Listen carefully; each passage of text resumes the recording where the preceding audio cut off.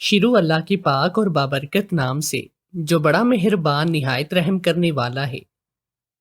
جسم میں خون کی کمی ہو تو ایک گلاس گنے کا جوس پی لو۔ پٹھوں کی کمزوری، قبض، گیس اور معدے کے زخموں کے لیے گنے کا جوس بہت ہی مفید ہے۔ اگر دانتوں پر پلاہٹ آ گئی ہے تو گنے کا رس پیا کرو، آپ کے دانت موتیوں جیسے سفید ہو جائیں گے۔ اگر مچھلی ہمارے ہاتھوں کو لگ جائے تو بہت زیادہ بدبو آتی ہے۔ سرکہ اور نمک مچھلی دھوتے وقت استعمال کیا کرو، کبھی ہاتھوں سے مچھلی کی بدبو نہیں آئے گی۔ باسی مچھلی پر اگر مسور کی دال پیس کر لگائی جائے تو باسی مچھلی تازہ ہو جائے گی اور بدبو نہیں آئے گی۔ انجیر کا پھل لازمی کھایا کرو، یہ بواسیر اور جوڑوں کے درد کے لیے بہت مفید ہے۔ 1 تولہ سونف، 7 عدد لونگ، 2 کلو پانی میں جوش دے کر 1 تولہ مصری ملا کر پی لیں، نزلہ زکام دور ہو جائے گا۔ پستہ پیاس کو مٹاتا ہے، پستہ اسہال کو ختم کرتا ہے، پستہ معدے کو طاقت دیتا ہے، پستہ یادداشت کو بہتر کرتا ہے۔ 4.5 تولہ کسندر لے کر رات کو تھوڑے سے پانی میں بھگو دیں، صبح پانی نتھار کر نہار منہ پی لیں، بلغم کی زیادتی میں مفید ہے۔ ذہنی پریشانی، اعصابی کھنچاؤ، دل اور یادداشت کی کمزوری کے لیے جسم کے ان 5 حصوں کی مالش کریں۔ نمبر 1، دونوں پاؤں کے تلووں کی مالش کریں۔ نمبر 2، گردن کے پچھلے دونوں پٹھوں کے اطراف کی مالش کریں۔ نمبر 3، کن پٹیوں کی مالش کریں۔ نمبر 4، دونوں ہاتھوں کی ہتھیلیوں کی مالش کریں۔ نمبر 5، ٹخنوں کے اوپر پنڈلیوں تک کی مالش کریں۔ اگر سبزی پر پانی میں سرکہ ملا کر چھڑک دیا جائے تو سبزی تازہ رہتی ہے۔ اچانک چکر آنا شروع ہو جائیں یا سر گھومنے لگے تو فوراً چھوٹی الائچی کو پانی میں گیلا کر کے چاٹ لو، چکر آنا فوراً بند ہو جائیں گے۔ زیتون کے پتوں کو کچل کر ململ کے کپڑے میں ڈال کر خوب دبائیں، رس نکال لیں۔ زیتون کے اس رس کو شہد میں ملا کر رات کے وقت 3 قطرے اپنے کانوں میں ڈال لیں، بہرے کان انشاءاللہ 1 ماہ میں ٹھیک ہو جائیں گے۔ بستر سے اٹھنے کے بعد کچھ دیر اگر وہیں پر بیٹھے رہو، اپنی آنکھوں پر تھوڑا سا مساج کرو تو دماغ فریش اور نظر تیز ہوگی۔ ناف کے اندر ناریل کا تیل ڈالنے سے بدن میں طاقت آتی ہے۔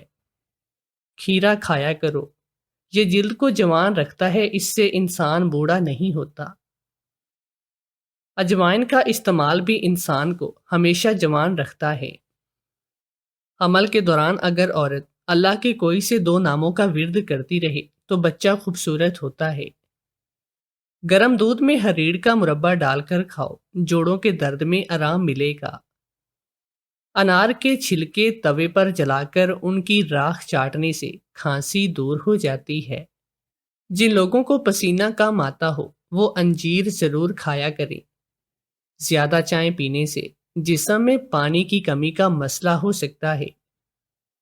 نہار منہ اگر امرود کھایا جائے تو قبض دور ہو جاتی ہے۔ جن بچوں کی کھانسی نہیں جا رہی، اروی کا سالن ان کو کھلا دیں۔ بال اگر تیزی سے جھڑ رہے ہیں تو سیاہ زیرے کو جلا کر اس کی راکھ زیتون کے تیل میں ملا کر اپنے سر پر لگائیں، انشاءاللہ بال جھڑنا رک جائیں گے۔ 4 مردوں جتنی طاقت چاہتے ہو تو روزانہ 1 دانہ لہسن کا کچا منہ میں ڈال لیا کرو۔ دودھ میں ہلدی ڈال کر پینے کے 4 بہت ہی اہم سے فائدے۔ ہڈیاں مضبوط ہوتی ہیں، درد کو برداشت کرنے کی طاقت آتی ہے، معدے کی صفائی ہوتی ہے اور ذہنی صلاحیت بڑھتی ہے۔ دن بھر کی تھکن دور کرنے کے لیے 1 گلاس دودھ کو گرم کریں، اس میں 4 کشمش اور 4 ہی اخروٹ کی گریوں کو اچھی طرح سے پکا لیں۔ 1 چمچ مصری کا پسا ہوا پاؤڈر ڈال کر اچھی طرح سے مکس کریں۔ اس دودھ کو روزانہ نہار منہ پئیں۔ شوگر والے حضرات مصری استعمال مت کریں۔ جو عورت کسی نامحرم کو اپنی عمر صحیح بتائے تو سمجھ جائیں وہ عورت اس مرد میں دلچسپی رکھتی ہے اور وہ نکاح کی خواہش مند ہے۔ غسیلے شخص کے غصے کو ختم کرنے کے لیے اسے جب بھی کوئی کھانے کی چیز دیں تو اس پر 7 بار بسم اللہ اور 1 دفعہ درود شریف پڑھ کر دیں، انشاءاللہ اس کا غسیلہ پن ختم ہو جائے گا۔ میں ایک متوسط مگر تعلیم یافتہ گھرانے سے تعلق رکھتی ہوں۔ ہم 4 بہنیں اور 2 بھائی تھے۔ بڑا بھائی ذہنی طور پر کمزور تھا جبکہ چھوٹا ہوشیار تھا اور وہ کاروبار بھی کیا کرتا تھا۔ والد صاحب انجینئر تھے، پہلے پاکستان میں ملازمت کرتے تھے مگر تنخواہ کم تھی، لہٰذا کمانے کو سعودی عرب چلے گئے۔ وہ وہاں کافی سال رہے اور کما کر پیسے وطن واپس بھیجتے رہے، جس کی وجہ سے ہمیں آسودہ حالی نصیب ہوئی اور طرز زندگی بھی بہتر ہوا تھا۔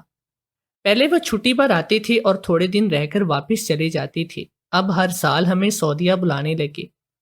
ہم اس دن کا انتظار کرتے تھے کیونکہ سعودیہ جا کر ہم لوگ بہت زیادہ خوش تھے۔ میری تینوں بہنوں کی شادیاں ہو گئیں اور والدہ بیمار پڑ گئی۔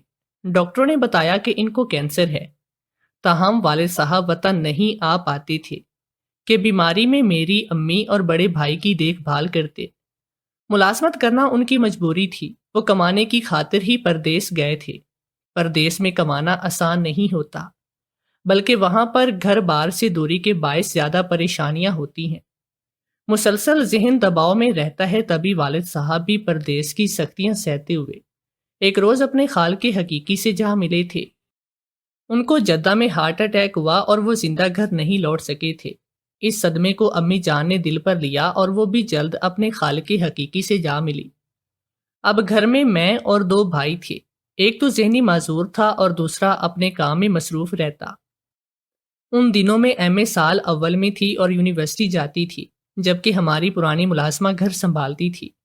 یونیورسٹی جا کر میں خوش تھی کیونکہ یہاں دل بہل گیا تھا، 3 لڑکیاں اچھی دوست بن گئے اور گھریلو پریشانیوں کو ان کی باتیں کچھ دیر کے لیے بھلا دیتی ہیں۔ پہلا سال اچھا گزرا تھا اور ایم اے سال اول کا آخری پرچہ تھا۔ امتحان کے بعد پارٹی تھی اور میں بہت زیادہ خوش تھی۔ پارٹی کے دن جب گھر لوٹ رہی تھی، اچانک عاطف سے ملاقات ہوئی۔ وہ کسی کام سے یونیورسٹی آیا تھا۔ عاطف میری امی کی سہیلی کا بیٹا تھا اور ہمارے گھر سے تھوڑے فاصلے پر ان کا بنگلہ تھا۔ ان کی امی اکثر میری والدہ کے پاس آتی تھی اور عاطف بھی ساتھ آیا کرتا، یوں میری اس کے ساتھ بچپن سے دوستی تھی، بلکہ لگاؤ کہنا چاہیے، ہمارے درمیان اجنبیت بھی نہ تھی کیونکہ برسوں کا ایک دوسرے کے گھروں آنا جانا تھا۔ ہم ایک فیملی کے افراد جیسے تھے۔ یونیورسٹی میں وہ کسی دوست سے ملنے آیا تھا، مجھے دیکھ کر گاڑی روک لی اور کہا کہ چلے تم کو گھر پہنچا دیتے ہیں۔ میں بھی بلا تعامل اس گاڑی میں بیٹھ گئی کیونکہ بچپن کا ساتھ تھا، انکار کی کوئی وجہ نہ تھی، بلکہ اس کو دیکھ کر میں خوش ہو گئی۔ جتنی میں خوش تھی، عاطف اس سے بھی زیادہ خوش نظر آ رہا تھا۔ گاڑی میں میوزک لگا تھا جو ہمارے دلوں کی ترجمانی کر رہا تھا۔ عاطف نے مجھے گھر ڈراپ کیا تو میں نے کہا، عاطف گھر بھی آ جایا کرو۔ وہ کہنے لگا، کسی دن ضرور آؤں گا، آج ایک دوست سے ملنا ہے۔ اگلے دن میرے سیل پر ایس ایم ایس تھا، اوپن کیا تو عاطف کا میسج تھا۔ اس نے اچھی خواہشات کا اظہار کیا تھا جس پر میں مسکرا رہی تھی۔ بہرحال اس میسج سے مجھے دلی خوشی ہوئی تھی، جیسے یہ بہار کا کوئی تازہ جھونکا ہو۔ میری افسردہ زندگی میں اس میسج نے پیار کا ایک خوشبودار پھول کھلا دیا تھا۔ کچھ دنوں کے بعد نشمیہ کا فون آیا کہ چلو چلتے ہیں، یونیورسٹی رزلٹ کا پتہ کرنا ہے۔ دوسرے روز ہم یونیورسٹی گئے، وہاں مجھ کو بابر نے چونکا دیا۔ وہ بھی رزلٹ پتہ کرنے آیا ہوا تھا۔ مجھے لگا کہ یہ میری دوست نشمیہ کی ملی بھگت ہے، ورنہ یہ کیوں آج آیا ہوا ہے۔ اس کے بارے میں بتا دو کہ یہ لڑکا اکثر مجھ کو دیکھا کرتا تھا۔ کئی بار ایسا ہوا کہ قریب آیا جیسے کہ بات کرنا چاہتا ہے، مگر پھر بات نہیں کر سکا بھی۔ میں جان گئی کہ وہ مجھ سے بات کرنا چاہتا ہے، مگر بات اس لیے نہیں کرتا تھا کہ کہیں میں برا نہ مان جاؤں۔ بس دور دور سے دیکھا کرتا۔ میں نے توجہ نشمیہ کی طرف دلائی۔ میں نے اپنی توجہ نشمیہ کی طرف دلائی تو اس نے کہا، غازیہ اس سے بات کر کے دیکھو، آخر کیا چاہتا ہے۔ رہنے دو، مجھے بات نہیں کرنی۔ تبھی وہ بولی، ارے بھائی یہ انسان ہے، کوئی جن بھوت تو نہیں، آخر بات کر لینے میں کیا حرج ہے۔ میں سوچ میں پڑ گئی تو اس نے ایک نمبر مجھ کو دیا اور کہا، فون پر بات کر لینا۔ لیکن پھر اسی وقت اس نے خود ہی اپنے سیل پر یہ نمبر ملا دیا۔ پہلے مجھے دیا، میں نے کہا کہ تم خود بات کرو۔ وہ ہیلو ہیلو کرتا رہا تو نشمیہ نے پوچھا، کیا حال ہے؟ اتنے دن کہاں تھے؟ بولا ملتان گیا ہوا تھا، کل ہی آیا ہوں اور یہاں ہاسٹل میں رہتا ہوں۔ تبھی نشمیہ نے فون مجھے دیا کہ کر لو بات۔ میں نے پوچھا آپ کا کیا نام ہے؟ بولا بابر۔ کیوں ہمیں گھورتے ہیں؟ اس سوال پر ہم دونوں پھر خود ہی ہنسنے لگے۔ وہ سمجھا کہ مذاق اڑانے کو مجھے فون کیا ہے۔ اس نے اپنا فون بند کر دیا۔ واپسی پر نشمیہ کے گھر چلی آئی تو وہاں پھر اس کی کال آئی۔ میں نے ہیلو کہا، وہ سمجھا نشمیہ ہے۔ کہنے لگا آپ کی سہیلی میرا مذاق اڑا رہی تھی، کیا اسی لیے ان کو آپ نے فون ملا کر دیا تھا؟ وہ ہنس کر کہنے لگی مذاق نہیں اڑا رہی تھی، تم سے کچھ پوچھ رہی تھی، جواب دے دو۔ یہ کہہ کر اس نے موبائل میری طرف بڑھا دیا۔ اچھی صورت کو سبھی دیکھتے ہیں، میں نے دیکھا تو کیا گناہ کیا؟ وہ بولا اچھا خیر معاف کیا، آئندہ نہیں دیکھنا۔ اچھا آئندہ نہیں دیکھوں گا، آپ نظر آئیں گی تو اپنی آنکھیں بند کر لوں گا۔ مجھے اس کا جواب برا نہیں لگا، تاہم میں نے فون بند کر دیا۔ شام کو گھر میں بیٹھی تھی اور چائے پی رہی تھی کہ موبائل پر کال آئی۔ میں نے پوچھا کون؟ جواب ملا میں ہوں بابر۔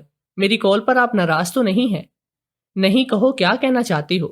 میں اپنی آنکھیں بند نہیں کر سکتا، جب آنکھیں بند ہو جائیں گی تو وہ میری زندگی کا آخری دن ہوگا۔ خوب، میں نے کہا کہ تم اپنی آنکھیں کھلی رکھو تو بہتر ہے۔ بہرحال اس کے بعد ہماری فون پر باتیں ہونے لگی، کیونکہ وہ گفتگو بہت ہی خوبصورت کرتا تھا۔ اس کی باتیں سن کر دماغ معطر ہو جاتا تھا۔ شاید ایسے ہی لوگوں کے بارے میں شاعر نے کہا ہے، ان کی باتوں میں گلو کی خوشبو ہے۔ اب یونیورسٹی کھل گئی تھی اور خالی پیریڈ میں اکثر میں نشمیہ اور بابر اکٹھے ہوتے، ہم چائے وغیرہ بھی اکٹھے پیتے۔ ایک دن نشمیہ نہ آئی تو اس کی غیر موجودگی میں بابر کہنے لگا، غازیہ میں تم سے ایک بات کہنا چاہتا تھا اور کافی دنوں سے ارادہ کر کے رہ جاتا ہوں، جی کرتا ہے میں آج تم سے کہہ دوں۔ اچھا تو کہہ دو نا، میں نے بھی شان بے نیازی سے کہا۔ غازیہ سنو، تم میری زندگی میں بہت ہی معنی رکھتی ہو اور میں تم کو اپنا جیون ساتھی دیکھنا چاہتا ہوں۔ یہ ایک جائز خواہش ہے، امید ہے کہ تم اس اظہار پر برا نہیں مانو گی۔ تم ایسا کیوں چاہتی ہو؟ اس لیے کہ تم مجھ کو اچھی لگتی ہو اور میں تمہاری خوشی کے لیے سب کچھ کر سکتا ہوں۔ میں چپ رہی تو وہ کہنے لگا، غازیہ اپنا ہاتھ آگے کرو۔ میں نے جب ہاتھ آگے کیا اس نے میرا ہاتھ پکڑ لیا۔ بے اختیار میری زبان سے نکلا، بس بابر میں اس سے آگے نہیں جا سکتی، اور اپنا ہاتھ کھینچ لیا۔ میں چل دی تو اس نے آواز دی، غازیہ پولیس رک جاؤ، ساتھ چلتے ہیں۔ میں ٹھہر گئی اور ہم ساتھ باہر آئے۔ وہ کہنے لگا چلو میں اپنی گاڑی میں تم کو گھر چھوڑ دوں۔ جب میں گھر پہنچی تو پریشان اور سہمی ہوئی تھی، کیونکہ بابر نے اظہار محبت کر دیا تھا۔ اب اس کے ساتھ رہنا معنی رکھتا تھا اور اس کو چھوڑ دینے سے وہ رنجیدہ ہوتا۔ میں سوچ رہی تھی کہ آخر میں کیا کروں اور کیا نہ کروں۔ پریشان تھی اور اس پریشانی میں پھر عاطف یاد آیا۔ بار بار اس کی یاد ذہن کے افق پر منڈلانے لگی تھی۔ خدا کی کرنی ایسی اسی وقت عاطف کا فون آیا۔ بولا اتنے دن ہو گئے غازیہ تم ملی نہ ہو اور نہ ہی تم نے فون کیا ہے۔ میں پڑھائی میں مصروف تھی عاطف۔ میں نے کہا جس روز چھٹی ہوگی تم ہمارے گھر آ جانا، بھیا بھی گھر ہوں گے، ہمارے ساتھ کھانا کھانا۔ پھر میں نے زیادہ بات نہیں کی، میں نے فون بند کر دیا، مگر دل بے چین تھا۔ میں نے کیوں فون جلدی بند کر دیا؟ کیا بابر کی وجہ سے؟ تبھی سوچا کہ بابر کو تو میں جانتی نہیں، جبکہ عاطف بچپن کا ساتھی ہے اور ان لوگوں کو ہمارے گھر والے نہ صرف جانتے ہیں بلکہ پسند بھی کرتے ہیں۔ میرے لیے یقیناً عاطف ہی بہتر رہے گا۔ مجھے بابر سے کنارہ کشی اختیار کر لینی چاہیے، کیونکہ وہ اب اپنا ارادہ ظاہر کر چکا ہے۔ اگلے روز یونیورسٹی آئی تو وہ منتظر تھا۔ عاطف کی وجہ سے میں اس سے کنارہ کرنا چاہتی تھی، مگر خیال آیا کہ ایک بار بابر سے بات کر کے اس کو اس کی غلطی کا احساس تو دلانا چاہیے، ورنہ وہ کسی جھوٹی آس میں رہے گا۔ حقیقت یہ تھی کہ وہ بہت ہی اچھا، ایک سلجھا ہوا مہذب اور خوبصورت انسان تھا۔ اگر میرے دل میں پہلے سے عاطف کا خیال نہ ہوتا تو میں ضرور بابر کو اپنی زندگی کا حصہ تسلیم کر لیتی۔ اب مجھے کہنا ہی پڑا کہ بابر جو تم سوچ رہی ہو ویسا نہیں ہو سکتا، لہٰذا کیوں نہ ہم الگ رہیں۔ وہ بولا جیسی تمہاری مرضی، میں زبردستی تو تم سے بات نہیں کر سکتا۔ اگر تم چاہتی تو مجھ سے بات نہ کرتی، یہ تمہارا حق تھا، میں تم کو کبھی مجبور نہیں کر سکتا۔ لیکن تم نے بات کی اور میری مراد بر آئی۔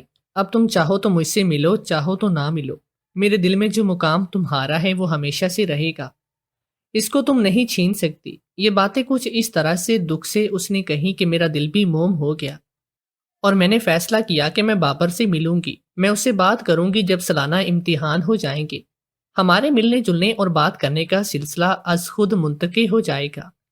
وقت گزرنے لگا اور ہم اکٹھے ہوتے، ہم بات کرتے، یوں وقت کے ساتھ ساتھ اس کی جگہ میرے دل میں بنتی گئی، اور بابر مجھ کو اچھا لگنے لگا، مگر میرے ذہن سے عاطف کا خیال بھی نہ گیا۔ گویا اب میں ذہنی طور پر دو کشتیوں میں سوار تھی، اور اپنے انجام سے بھی خبر تھی۔ ایک دن عاطف گھر آیا تو اس نے بھی یہی بات کہی کہ غازیہ تمہارے امتحان ہو لیں، پھر امی تمہارے بھائی سے رشتہ طلب کریں گی، امید ہے تمہاری بہنیں اور بھائی انکار نہیں کریں گے۔ اس کی بات سن کر مجھے خوشی ہونی چاہیے تھی، لیکن میں خوش ہونے کی بجائے پریشان ہوئی۔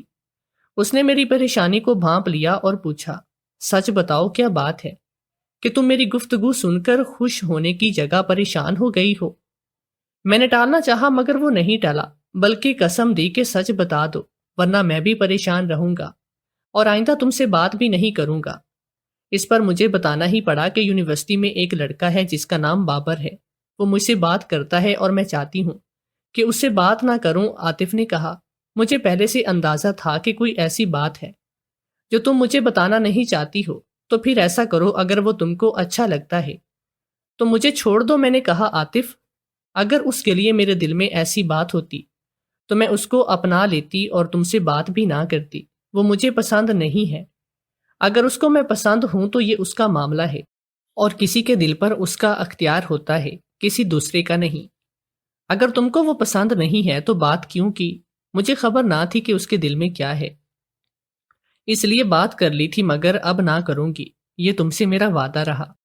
آج اچھی طرح سے فیصلہ کر لو کہ تم نے کسی سے واسطہ رکھنا ہے اور کس سے نہیں رکھنا۔ بہتر تو یہ ہے کہ اسی سے واسطہ رکھو اور مجھے چھوڑ دو کہ وہ تمہارا یونیورسٹی فیلو ہے۔ جب اس نے یہ کہا مجھے یوں لگا جیسے میں نے عاطف کو نہیں، کسی بڑے خزانے کو کھو دیا ہو۔ میں رونے لگی اور تبھی عاطف کو اس کی اہمیت کا احساس دلانے لگی۔ میں نے اسے معافی بھی مانگی اور بابر سے نہ ملنے کا میں نے وعدہ کیا تو عاطف نرم پڑ گیا۔ کہا، اچھا ٹھیک ہے، میں واقعی میں تم سے پیار کرتا ہوں، اور میری ماں برسوں سے تم کو بہو بنانے کی خواب دیکھ رہی ہے۔ یہی تمہاری مرحومہ ماں کی خواہش بھی تھی، اور مجھ کو آنٹی مرحومہ کی آرزو کا پاس ہے کہ میری امی کی بیسٹ فرینڈ تھی۔ میں پورا ایک ہفتہ یونیورسٹی نہ گئی کہ اگر جاؤں گی تو بابر سے میرا سامنا ہوگا، وہ واہلانہ میری جانب بڑھے گا اور مجھ سے بات کرے گا، تو میں جاننا کیسے اس کو دھچکا لگاؤں کہ مجھ سے بات مت کرو۔ اسی سوچ میں تھی کہ بابر کا فون آیا۔ کہا کہ کیوں نہیں آ رہی ہو، خیر تو ہے؟ میرا تو ایک دن بھی تمہارے بغیر نہیں گزرتا، ہر طرف تم ہی تم نظر آتی ہو۔ اب میں ایک روز بھی تمہارے بغیر نہیں رہ سکتا، تم نہیں آؤ گی تو میں خود تمہارے گھر چلا آؤں گا۔ اس کی باتیں سن کر میں سن ہو گئی۔ یا اللہ، یہ کیا! ایک طرف میں نے عاطف سے شادی کا وعدہ کیا اور وہ بھی سنجیدہ ہے اس کے، اور میرے گھر والے ہماری شادی کروانا چاہتے ہیں، اور ادھر اس دیوانے کا یہ حال ہے کہ وہ میرے گھر آنا چاہتا ہے۔ میں شدید ذہنی دباؤ اور کشمکش کا شکار ہو گئی کہ میں اب دونوں کا ہی سامنا نہیں کر سکتی۔ میں نے دونوں سے رابطہ نہ کیا تو عاطف میرے گھر آ گیا اور شکوے کرنے لگا کہ میں کیوں اس سے بات نہیں کرتی، اس کو فون بھی نہیں کر رہی۔ یہ باتیں میرے بھائی نے سن لی، اس کو برا لگا۔ اس نے عاطف کی بہن کو فون کر کے کہا، شادی ایک الگ مسئلہ ہے، مگر شادی سے پہلے اس طرح گھر آ کر میری بہن سے تمہارا بھائی بے تکلف ہو، ہمیں یہ بات پسند نہیں، یہ اچھی بات نہیں، تم اس کو سمجھاؤ ورنہ ہم اس کو اپنی بہن کا رشتہ نہیں دیں گے۔ اس پر عاطف کی بہن بولی، بھیا یہ دونوں ایک دوسرے کو پسند کرتے ہیں، کیوں نہ ہم ان کی منگنی کر دیں، پھر جب غازیہ کی سالانہ امتحان ہو جائیں گے تو ہم شادی کی تاریخ رکھ دیں گے۔ میرے بھائی نے رقیہ کو کہا کہ تمہارا بھائی کچھ نہیں کرتا، جب تک وہ کماتا نہیں شادی کیسے ہوگی؟ ٹھیک ہے، میں عاطف کو سمجھاؤں گی کہ وہ کچھ کام کرے، رقیہ نے جواب دیا۔ انہی دنوں باجی آئی، میری بڑی بہن جن کا نام آسمہ ہے۔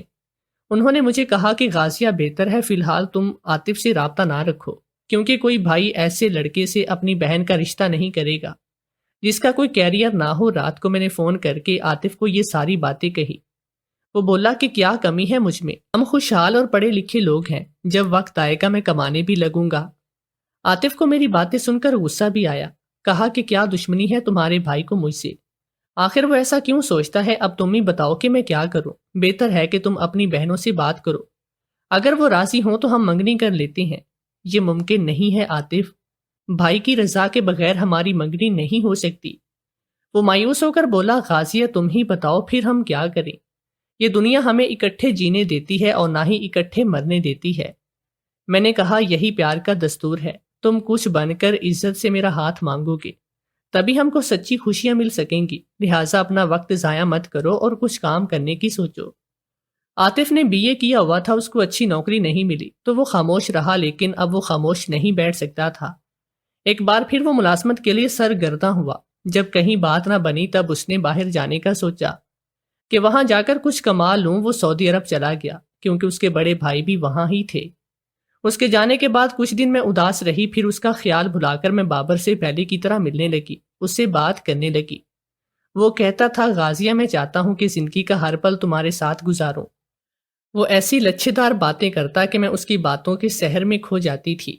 میں بابر کے خاندان کے بارے میں تو نہیں جانتی تھی، البتہ عاطف کی طرف سے میرا دل مطمئن تھا، وہ اچھے خاندان سے تھا، اس کے گھر والے سب ہم کو جانتے تھے، وہ بھی اچھے لوگ تھے، لیکن اب معاملہ صرف عاطف کی وجہ سے الجھ گیا تھا کہ وہ بیرون ملک چلا گیا تھا۔ آنکھ اوجھل پہاڑ اوجھل۔ تبھی میں ایک بار بابر کے بارے میں سوچنے لگی کہ شاید یہی میرے حق میں بہتر ہو۔ ایک دن میں نے سوچ لیا کہ آج بابر سے کہوں گی، اگر تم واقعی میں مجھ سے شادی کے لیے سنجیدہ ہو تو اپنے گھر والوں کو ہمارے گھر بھیج دو۔ میں نے جب اس سے بات کی تو وہ بولا، آج تم مجھ سے یونیورسٹی سے باہر ملو، میں تم کو کچھ سرپرائز دینا چاہتا ہوں۔ میں اس کے ساتھ چھٹی کے بعد چلی گئی۔ وہ مجھ کو ایک ریسٹورنٹ لے گیا جہاں پر ہم نے کھانا کھایا، اور پھر اس نے ایک خوبصورت ڈبہ نکالا جس میں زیورات تھے۔ اس نے انگوٹھی میری انگلی میں ڈال دی اور کہا کہ اب یہ نیکلس اور بریسلٹ بھی پہنو۔ میں نے کہا، تم کیوں اتنے قیمتی تحفے لائے ہو؟ کہا کہ یہ میری خوشی ہے۔ پھر نیکلس پہننے پر بہت اصرار کیا۔ میں نے وہ پہن لیا اور اس نے میری کلائی پر بریسلٹ بھی پہنایا۔ جب میں نے منع کیا تو کہا، اگر نہیں پہنوں گی تو میں ان کو پھینک دیتا ہوں۔ امتحان ختم ہو گئے تو ہم نے یونیورسٹی کو خیر آباد کہہ دیا۔ پھر میرا کافی دنوں تک بابر سے ملنا نہیں ہو سکا۔ انہی دنوں عاطف کی امی ہمارے گھر آئی اور میرا رشتہ باقاعدہ طلب کیا، کیونکہ اب عاطف سعودی عرب میں بہت اچھا کما رہا تھا۔ اس نے میرے بھائی کی شرط پوری کر دی۔ گھر والے میری عاطف سے جلد شادی کرنا چاہ رہی تھے اور میں ابھی تک گو مگو میں تھی کہ کیا فیصلہ کروں۔ بابر کا فون آیا، کہا کہ فون کیوں نہیں کرتی ہو، جبکہ میرا جی چاہتا ہے کہ سارا دن تم سے باتیں کروں اور ہماری باتیں بھی ختم نہ ہوں۔ اور بتاؤ میرے گفٹ تم کو کیسے لگے؟ میں نے کہا کہ میں روز ان کو دیکھتی ہوں اور میں خوش ہوتی ہوں، مگر بابر ایک بات تمہیں بتانی ہے، اور وہ یہ کہ کہیں یہ گفٹ مجھ کو واپس نہ کرنے پڑے۔ ابھی یہ بات میں کر رہی تھی کہ بھائی آئے اور میں نے فون بند کیا۔ اگلے روز یونیورسٹی گئی، بابر بھی آیا تھا۔ کہنے لگا، چلو میرے ساتھ، ہم ریسٹورنٹ چل کر کھانا کھاتی ہیں۔ اس پر میں پریشان ہوئی اور میں نے کہا، بابر میں نہیں جا سکتی کیونکہ مجھ کو گھر جلدی جانا ہے۔ وہ اصرار کرنے لگا، زیادہ دیر نہ بیٹھیں گے اور جلدی آ جائیں گے۔ تبھی میں نے کہا کہ مجھے اپنی دوستوں کو بتانے دو، کیونکہ ہم نے ساتھ واپس جانا تھا اور اب وہ میرا انتظار کریں گی۔ میں نے نشمیہ سے کہا کہ میں بابر کے ساتھ جا رہی ہوں، یہ مجھ کو میرے گھر ڈراپ کرے گا، تم لوگ چلی جانا اور میرا انتظار مت کرنا۔ ہم ایک اچھے سے ریسٹورنٹ گئے، ہم نے کھانا کھایا۔ اتنے میں میرے موبائل پر ایک میسج آیا جو بابر کے نمبر سے ایک روز قبل بھیجا گیا تھا۔ میں نے اس کے سامنے پڑھا لکھا تھا، بابر آپ کے ساتھ سنجیدہ نہیں ہے، وہ بہت ہی جلد آپ کو چھوڑ دے گا کیونکہ وہ شادی شدہ ہے اور آپ بعد میں بہت پچھتائیں گی۔ میں آپ کا خیر خواہ ہوں۔ میں نے موبائل اس کی طرف بڑھا دیا اور بابر نے یہ ایس ایم ایس پڑھا تو وہ سوچ میں ڈوب گیا۔ میں نے پوچھا کہ یہ آپ کے موبائل سے آیا ہے، یہ میسج کس نے کیا ہے اور کیوں کیا ہے؟ وہ اس بات کا بھی جواب نہیں دے سکا۔ میں نے کہا، میں یہ سوچ رہی ہوں کہ شاید آپ نے خود سے کیا ہے تاکہ میرا رد عمل دیکھ سکیں۔ یہ بات ہو سکتی ہے کسی نے شرارت کی ہو، اور تیسری بات یہ بھی ہو سکتی ہے کہ یہ سچ ہو۔ اس پر اس نے کہا کہ نہیں، تمہاری تیسری بات ٹھیک نہیں۔ اب وہ ایسے چپ تھا جیسے اس کو کسی سانپ نے سونگھ لیا ہو، اس کی ساری شوخی ہوا ہو چکی تھی۔ تبھی میں حیران تھی کہ میں نے تو اس کو میسج کو اتنی سنجیدگی سے نہیں لیا، بابر نے کیوں اس قدر اثر لیا ہے؟ اس ملاقات کے بعد بابر نے 10 روز تک رابطہ نہیں کیا۔ میں نے ہی فون کیا تو اس کے دوست نے ریسیو کیا اور بتایا کہ یہ موبائل میرا ہے، بابر نے مانگا ہوا تھا اور میں نے ہی آپ کو میسج کیا تھا۔ بابر ملتان چلا گیا ہے کیونکہ اس کی بیوی نے ایک بچے کو جنم دیا ہے، وہ ہسپتال میں ہے، وہ میرا موبائل گھر نہ لے جا سکتا تھا، لہٰذا مجھے واپس کر گیا۔ تبھی میری آنکھوں سے بے تحاشا آنسو روا ہوئے۔ میں نے اللہ تعالیٰ سے دعا کی کہ اے اللہ، میرا ایک بار اس سے رابطہ ہو جائے تاکہ میں اس کو یہ کہہ سکوں کہ بابر، تم نے جو کیا بہت برا کیا، ایسا دھوکہ کسی اور سے پھر مت کرنا ورنہ اپنے رب کو ناراض کرو گے، کیونکہ دھوکہ دہی اللہ کو پسند نہیں۔ انہی دنوں عاطف سعودی عرب سے آ گیا، اس کے بھائی بھی ساتھ آئے تھے، انہوں نے منگنی کی رسم کرنا تھی۔ منگنی کی رسم ہوئی، اس کے ہفتے بعد ہماری شادی ہو گئی، کیونکہ عاطف کو واپس جلد جانا تھا اور چھٹی کم تھی۔ وہ مجھ کو پا کر بہت خوش تھا۔ خوش تو میں بھی تھی لیکن دل میں شرمندہ تھی، اور میں خدا کی شکر گزار بھی تھی کہ اس نے مجھے گڑھے میں گرنے سے بال بال بچا لیا تھا۔ اگر بابر کا دوست بر وقت مجھ کو خبردار نہیں کرتا تو یقیناً میں عاطف کی بجائے بابر کے حق میں فیصلہ کر لیتی۔ اس کے بعد عاطف کو کھو کر ایک شادی شدہ مرد کے چنگل میں پھنس جاتی تو ساری عمر پچھتاتی رہ جاتی۔ یوں شادی شدہ مرد لڑکیوں کی زندگیاں خراب کرتے ہیں، ان کا تو کچھ نہیں بگڑتا مگر لڑکی کی زندگی برباد ہو جاتی ہے۔